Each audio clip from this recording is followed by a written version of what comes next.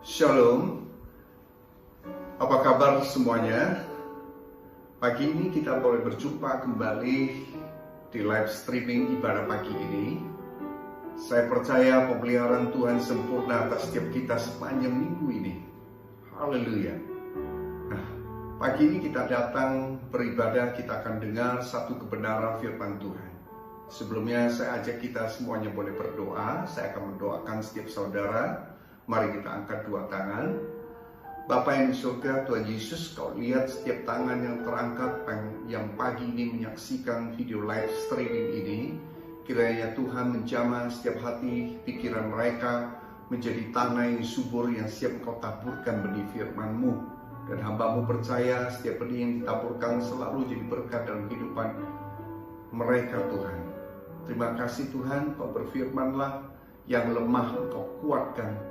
Dalam nama Tuhan Yesus Kristus, yang miskin Kau perkaya, yang sakit Kau sembuhkan. Dalam nama Tuhan Yesus Kristus. Bahkan yang beban berat Engkau angkat, Engkau gantikan dengan damai sejahtera dan sukacita yang berlimpah dari Engkau. Dalam nama Tuhan Yesus Kristus, yang siap mendengarkan firman Tuhan, katakan amin. Haleluya.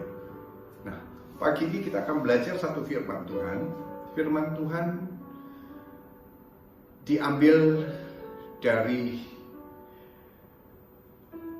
Matius 26 ayat 36 sampai ayat 46. Perikopnya adalah di Taman Getsemani. Firman Tuhan ini berbicara tentang di mana ketika Tuhan waktu itu merasakan satu pergumulan yang sangat berat. Saya katakan ketika waktu itu Tuhan Yesus, Dia bukan hanya sebagai Tuhan 100%, tetapi Dia juga sebagai manusia 100% ketika Dia menjadi anak manusia yang ada di bumi ini. Nah, saya bacakan firman Tuhan di ayat yang 36. Maka sampailah Yesus bersama dengan murid-muridnya ke suatu tempat yang bernama Getsemani. Lalu ia berkata pada murid-muridnya, duduklah di sini sementara aku pergi ke sana untuk berdoa. Nah, tema pada pagi ini saya ambil adalah kita menang di saat kita lemah. Menang di saat kita lemah. Dalam firman Tuhan dikatakan di dalam 2 Korintus 12 ayat 9 dikatakan firman Tuhan, cukuplah kasih karuniaku bagimu, sebab justru dalam kelemahanlah kuasaku menjadi sempurna. Sebab itu terlebih suka aku bermegah atas kelemahanku, supaya kuasa Kristus turun menaungi aku.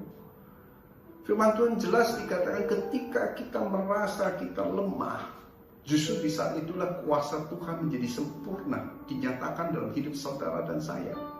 Artinya apa? Artinya ketika kita tidak mengandalkan kekuatan kita dalam hidup kita, kita selalu mengandalkan Tuhan dalam hidup kita. Saya percaya dalam titik terlemah sekalipun Tuhan sanggup memberikan kemenangan buat setiap anak-anaknya.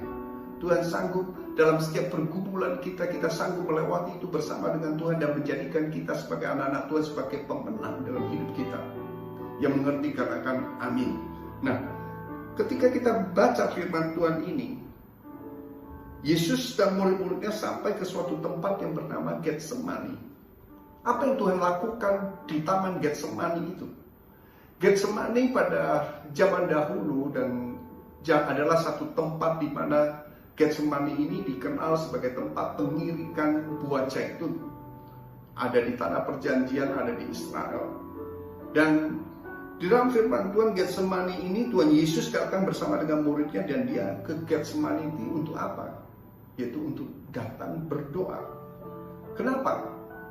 Karena Getsemani ini menjadi satu tempat kesukaan untuk Tuhan datang berdoa mencari Bapaknya yang ada di surga.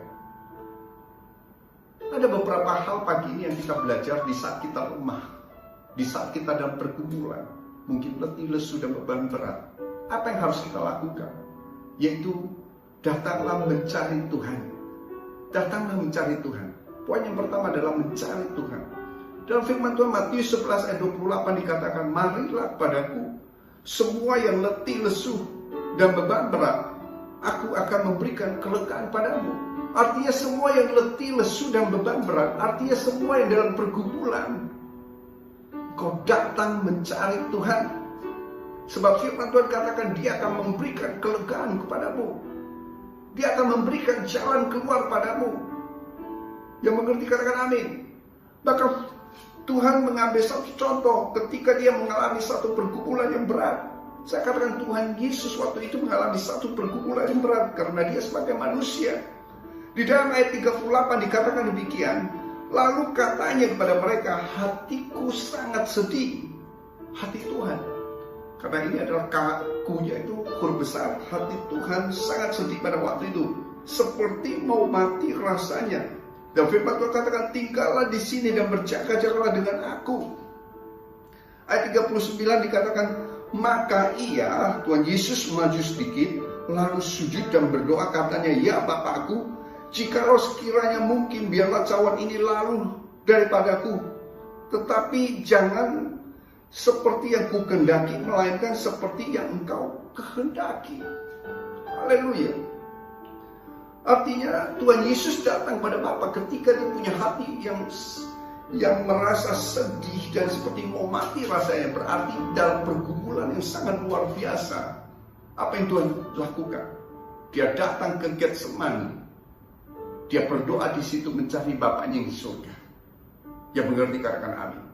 Pagi ini poin yang pertama, mengubah. Di saat kita lemah, mengubah menjadi satu kemenangan dalam hidup saudara dan saya. Yang pertama adalah datang mencari Tuhan. Dan firman Tuhan katakan dia datang di Getsemani untuk berdoa. Getsemani itu berbicara satu tempat kesukaan Tuhan untuk datang mencari Bapa yang di surga. Saya tidak tahu hari-hari ini di dalam hidup saudara, Getsemani itu ada di mana dalam hidupmu. Saya katakan Tuhan yang kita sembah adalah omnipresent. Dia hadir dimanapun. Benar. Pagi ini engkau yang menyaksikan live streaming ini, saya mau bilang, Tuhan hadir di dalam hidupmu. Dimanapun engkau berada. Tetapi Getsemani dalam hal ini berbicara ada satu tempat kesukaan Tuhan untuk datang mencari Tuhan dan berdoa pada dia. Saudara harus punya satu tempat kesukaan di mana engkau mencari Tuhan. Itu yang pertama. Mungkin Getsemani dalam rumahmu adalah kamarmu. Ketika pagi hari kau bangun pagi, kau di kamarmu, di dalam jendela, mungkin kau mencari Tuhan, ya Bapa.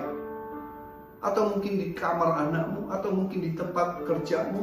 Ada satu ruangan yang khusus engkau jadikan satu kesukaanmu untuk datang mencari Tuhan. Atau mungkin kau sudah buatkan satu ruangan khusus, ruang doa. Yang khusus di mana di tempat itu menjadi Getsemani, di mana engkau datang mencari Tuhan. Saya percaya ketika engkau masuk dalam kamarmu, mengunci pintumu, engkau berbicara pada Tuhan di tempat yang tersembunyi. Tuhan dengar dan mengabulkan setiap doa anak-anak Tuhan yang mencari Dia. Yang mengerti katakan amin. Poin yang pertama adalah carilah Tuhan. Jadikanlah satu tempat menjadi kesukaan kita untuk mencari Tuhan. Saya percaya waktu kita cari Tuhan, kita datang, itu akan merubah semuanya. Ketika kita galau, hati kita galau, kita datang pada Tuhan, itu akan terjadi satu pertukaran hati. Artinya begini, hati kita akan diangkat oleh Tuhan, digantikan dengan hati yang Tuhan terjadi dalam hidup kita. Damai, sejahtera, sukacita daripada Tuhan itu tercurah dalam hidup kita, akan mengubah semuanya. Yang mengerti katakan amin. Hal yang pertama adalah carilah Tuhan. Karena Tuhan firman Tuhan katakan Ia akan memberikan kelegaan padamu. Yang mengerti katakan amin. Haleluya. Nah, hal yang kedua berbicara adalah, saya bacakan firman Tuhan selanjutnya. Lalu ia maju sedikit, lalu ia sujud dan berdoa. Katanya, Bapakku, sekiranya mungkin biarlah cawan ini lalu daripadaku, tetapi bukan seperti yang ku kehendaki, melainkan seperti yang kau kehendaki. 40 setelah itu ia kembali pada murid-muridnya yang mendapati mereka sedang tidur. Dan ia berkata kepada Petrus, tidak kamu sanggup berjaga-jaga 1 jam dengan aku? Ayat 41. Berjaga-jagalah dan berdoalah supaya kamu jangan jatuh ke dalam pencobaan. Roh memang penurut, tetapi daging lemah. Haleluya. Hal yang kedua, berbicara tentang berjaga-jagalah dan berdoalah. Haleluya. Berjaga-jaga itu artinya berbicara tentang kita senantiasa menjaga hadirat Tuhan selalu ada pada kita. Yang mengerti katakan amin. Dalam firman Tuhan di dalam Efesus 6 ayat 10, berjaga-jagalah itu berbicara tentang kenakan segala senjata Allah. Sehingga kita yang tidak kuat menjadi kuat. Di dalam ayat 10 dikatakan demikian, akhirnya hendaklah kamu kuat di dalam Tuhan, di dalam kekuatan kuasanya. Ayat 11 dikatakan, kenakanlah seluruh perlengkapan senjata Allah supaya kamu dapat bertahan melawan tipu muslihat iblis. Haleluya. Artinya berjaga-jaga itu artinya kita selalu berdoa. Kita selalu memakai perisai iman. Kita pakai pedang roh, yaitu perkatakan firman Tuhan. Sehingga kita tidak mudah jatuh dalam tipu muslihat iblis. Dan itu yang Tuhan Yesus lakukan. Dia tanya murid-muridnya, berjaga-jagalah dan berdoalah supaya kamu jangan jatuh dalam pencobaan. Dia tanya murid-muridnya, tidakkah kamu sanggup berjaga-jaga 1 jam dengan aku? Roh memang penurut. Ketika kita membangun satu manusia roh, saya percaya iman kita akan menjadi kuat. Tetapi waktu ketika kita tidak berjaga-jaga, manusia itu sangat mudah jatuh dalam dosa. Karena daging itu lemah. Yang mengerti katakan amin. Yang mengerti katakan amin. Nah, di dalam ayat 16, di dalam Efesus 6 ayat 16 dikatakan, dalam segala keadaan pergunakanlah perisai iman. Sebab dengan perisai itu kamu dapat memadamkan semua panah api dari si jahat. Ayat 17, dan terimalah ketopang keselamatan dan pedang roh, yaitu firman Allah. Ayat 18, berjaga-jagalah di dalam doamu itu dengan permohonan yang tidak putus-putus ya untuk segala orang kudus. Haleluya. Artinya kita pakai pedang roh, perkatakan firman Tuhan, itu akan mengubah yang lemah menjadi menang dalam pergumulanmu. Katakan bersama Tuhan, saya bisa. Mungkin kau katakan, saya hari-hari tidak mampu. Saya tahu kalau engkau mengandalkan Tuhan, kau pasti bisa percaya bahwa bersama Tuhan engkau menjadi bisa. Haleluya. Ketika kau gak mampu menghadapi segala sesuatu, kau cari Tuhan, kau serahkan pada Tuhan, dan saya percaya mulai perkatakan dengan pedang roh firman Tuhan, bahwa bersama Tuhan tidak ada yang mustahil. Tuhan menyertai saya, Tuhan memimpin saya, Tuhan menuntun saya. Dan pakai perisai iman, artinya percaya tetap bahwa Tuhan pasti menggenapi setiap janjinya, dan semuanya mendatangkan kebaikan buat setiap anak-anaknya. Haleluya, mengerti katakan amin. Suatu kali saya ingat, waktu ketika kecil saya ikut satu seperti jambore, ada kan saya kemah di satu tempat bersama dengan teman-teman 10 orang dalam satu tenda. Ketika itu saya dapat satu giliran untuk berjaga malam hari atas tenda itu, dan apa yang saya lakukan? Hari gelap karena tenda kami ada di pohon, bukan di pohon, ada di hutan maksud saya. Dan saya tidak tidur, kita buka mata, kita berjaga, kita pasang telinga, kita kalau ada suara yang lewat sedikit saja kita langsung perhatikan dengan sungguh-sungguh apa yang terjadi dan ada apa. Kalau sekiranya ada sesuatu yang harus membangunkan teman-teman, saya akan membangunkan waktu itu. Kami jaga gantian 2 orang. Dan kebetulan saya kebagian untuk berjaga 1 jam. Dan apa yang harus saya lakukan? Saya tidak boleh tidur, saya harus pasang mata dan pasang telinga. Dan saya percaya berjaga-jaga dalam hal ini adalah ketika kau berjaga-jaga, artinya ketika kau sudah berdoa, kau mulai pasang mata, pasang telinga, kau mulai mendengar apa yang Tuhan mau bicara buat setiap kita. Sehingga waktu ketika Tuhan bicara sesuatu, kita mendengarkan sungguh-sungguh dan kita punya satu kepekaan untuk melakukan firman Tuhan. Yang mengerti katakan amin. Dan kita juga pasang mata. Ketika kita sudah berdoa, artinya segala sesuatu yang terjadi itu seizin Tuhan. Artinya kita pasang mata, kita melihat apa yang Tuhan sedang mau nyatakan dalam hidup saudara dan saya. Kita minta pimpinan dan tuntunan Tuhan yang mengerti, katakan amin. Saya percaya waktu engkau perhatikan dengan sungguh-sungguh segala perintahnya, akan menyimpan dalam hatimu dan melakukannya.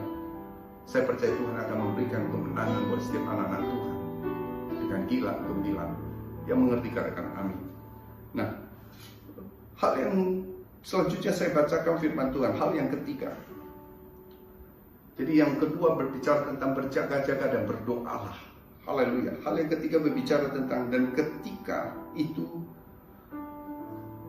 42, lalu ia pergi untuk kedua kalinya dan berdoa, ya Bapakku, jikalau cawan ini tidak mungkin lalu, kecuali apabila aku meminumnya, jadilah kehendakmu. Hal yang ketiga ini berbicara tentang jangan fokus atas masalahmu, karena firman Tuhan katakan, jadilah kehendakmu, bukan kehendak kita yang jadi. Seringkali waktu kita mengalami satu pergumulan, kita maunya cepat beres, kita maunya seperti begini dan beres seketika. Tetapi yang Tuhan izinkan bukan demikian. Karena bukan kehendak kita yang terjadi, tapi kehendak Tuhan yang terjadi dalam hidup saudara dan saya. Dan saya percaya ketika kehendak Tuhan yang terjadi dalam hidup saudara dan saya, itu akan mengubah hidup kita dan mendatangkan kebaikan bagi saudara dan saya mengasihi Tuhan yang terpanggil dalam rencana Allah. Yang mengerti, katakan amin. Mungkin ketika engkau mengalami satu pergumulan yang berat, mungkin itu membuat hatimu tidak tenang, mungkin itu membuat hatimu menjadi tidak damai dan lain sebagainya. Saya mau bilang, kadang justru Tuhan izinkan sesuatu itu terjadi justru untuk mengubah karakter kita. Mungkin kita tinggi hati hari-hari ini, mungkin kita sombong, Tuhan rendahkan kita dalam satu hal. Mungkin banyak hal yang terjadi, Tuhan buat yang lain. Dia mengubah, mengkikis setiap kita. Saya tahu waktu dibentuk Tuhan itu tidak ada yang enak, tetapi semua mendatangkan kebaikan buat setiap kita, supaya kita mempunyai karakter Kristus yang hidup dalam hidup kita. Yang mengerti, katakan amin. Yang mau diubahkan, katakan amin. Haleluya, haleluya. Yang tidak amin juga harus amin, karena Tuhan akan pasti lakukan itu dalam hidup saudara. Jadi kita jangan fokus atas masalah yang Tuhan izinkan itu, tapi fokuslah Tuhan, sehingga kehendak Tuhanlah yang terjadi, sehingga kemuliaan Tuhan yang dinyatakan dalam hidup saudara dan saya. Ketika kau bisa melewati itu semua, saya percaya semua mendatangkan kebaikan dalam hidup saudara dan saya. Sehingga ketika kau mengerti apa yang menjadi kehendak Tuhan, saya percaya kelemahanmu bukanlah kelemahan, tetapi justru dalam kelemahanmu kuasa Tuhan dinyatakan dan mengubah hidupmu seketika menjadi seorang pemenang. Ketika kau bisa melewati semuanya itu, saya percaya karakter Kristus ada di dalam hidupmu. Ketika engkau bilang aku ini milik Kristus, maka hidupmu bukan sama lagi, tapi hidupmu adalah melakukan apa yang jadi kehendak Tuhan. Yang mengerti, katakan amin. Itu akan mengubah hidup kita. Haleluya. Nah, kemudian apa yang terjadi di ayat 43? Dan ketika ia kembali pula, ia mendapati mereka sedang tidur, sebab mata mereka sudah berat. Ia membiarkan mereka di situ lalu pergi berdoa untuk ketiga kalinya dan mengucap doa yang itu juga. Saya garis bawahi. Ia berdoa yang ketiga kalinya dan mengucapkan doa yang itu juga. Artinya dia berdoa hal yang sama sampai 3 kali bahkan. Kemudian ayat 45. Sesudah itu ia datang pada murid-muridnya dan berkata kepada mereka, tidurlah sekarang, istirahatlah, lihat saatnya sudah tiba. Haleluya, haleluya. Hal yang keempat ini yang harus kita lakukan adalah apa? Ada 3 hal. Yang pertama adalah berdoa. Yang kedua adalah berdoa. Yang ketiga adalah berdoa. Tidak ada hal yang lain. Berdoa, berdoa, dan berdoa sampai waktunya tiba. Sampai waktunya tiba. Sampai kehendak Tuhan dinyatakan. Yang mengerti katakan amin. Dalam firman Tuhan Yesaya 40 ayat 29 artinya begini. Dia yang memberi kekuatan kepada yang lelah dan menambah semangat kepada yang tidak berdaya. Ayat 30, orang-orang muda menjadi lelah dan lesu dan teruna-teruna tersandung. Ayat 31, tetapi orang-orang yang menantikan Tuhan mendapat kekuatan yang baru. Mereka seumpama Raja Wali yang naik terbang dengan kekuatan sayapnya. Mereka berlari dan tidak menjadi lesu. Mereka berjalan dan tidak menjadi lelah. Haleluya. Artinya hal yang ketiga ini, ketika kau sudah berdoa, belum dijawab Tuhan, kau berdoa lagi. Tidak putus-putusnya, tidak jemu-jemunya, berdoa lagi. Bahkan firman Tuhan Yesus memberikan contoh, dia berdoa yang ketiga kali dengan doa yang itu juga. Artinya dia lakukan itu, dia menantikan waktunya Tuhan. Dia menantikan waktunya Tuhan sampai kehendak Tuhan dan waktunya Tuhan yang terjadi. Dan saya mau bilang, dalam firman Tuhan dijelaskan jelas dalam Yesaya 40. Orang yang menantikan Tuhan mendapat kekuatan baru. Mereka seumpama Raja Wali naik terbang dengan kekuatan sayapnya. Mereka berlari dan tidak menjadi lesu. Berjalan dengan tidak menjadi lelah. Jadi hal yang keempat adalah kita berdoa terus senantiasa. Pray something until something happen. Tidak jemu-jemu sampai waktunya Tuhan dikenapi. Saya percaya yang lemah akan dikuatkan. Orang yang lemah, letih lesu, waktu dia mencari Tuhan, Tuhan berikan kelegaan. Yang mengerti katakan amin. Ketika kita pakai segala senjata perlengkapan Allah, itu akan memenangkan kita dalam setiap pertempuran. Yaitu pedang roh, perkataan firman, iman, perisai. Haleluya. Dan kita pakai doa yang tidak putus-putus. Berjaga-jaga terus hadirat Tuhan. Dan selalu yang ketiga adalah menantikan waktunya Tuhan. Ketika kita berdoa, kita menantikan waktunya Tuhan yang terbaik buat hidup saudara dan saya.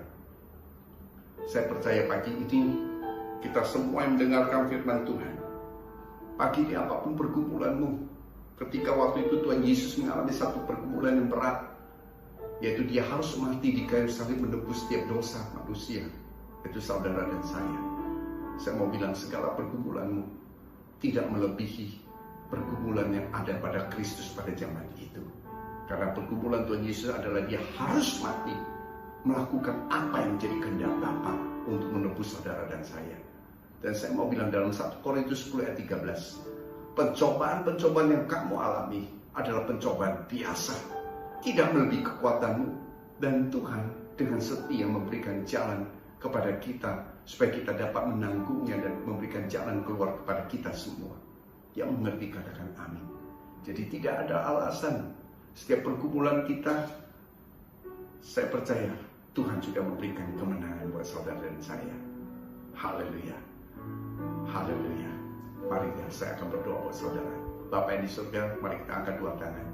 Tuhan, kau melihat tangan yang terangkat. Kiranya Tuhan memberkati setiap mereka. Kau yang tahu dalam setiap pergumulan mereka hari-hari ini. Apapun yang menjadi pergumulan mereka Tuhan, kami mengandalkan-Mu. Kami mencari wajah-Mu. Terima kasih Tuhan. Kami mau berjaga-jaga terus dalam hadirat-Mu. Dan bilang kehendak Tuhan yang terjadi dalam hidup kita, bukan kehendak kita Tuhan. Dan kami percaya waktu-Mu yang terbaik buat setiap kita Tuhan. Bagian kami hanya berdoa mengandalkan-Mu. Pagi ini saya berdoa buat setiap mereka Tuhan. Kau lihat setiap tangan yang terangkat. Tuhan kau jawab doa mereka. Kau sudah buka jalan buat dalam hidup mereka. Yang terbaik sudah kau berikan dalam hidup setiap mereka. Setiap keluarga-keluarga yang berdoa, kau pulihkan Tuhan. Kau pulihkan di dalam nama Tuhan Yesus Kristus.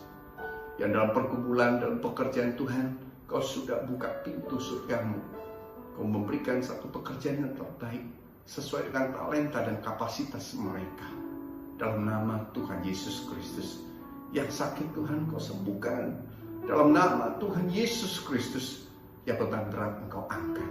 Kau gantikan dengan damai sejahtera dan sukacita yang berlimpah atas setiap mereka. Hamba-Mu juga berdoa. Yang miskin engkau berkaya. Dalam nama Tuhan Yesus Kristus.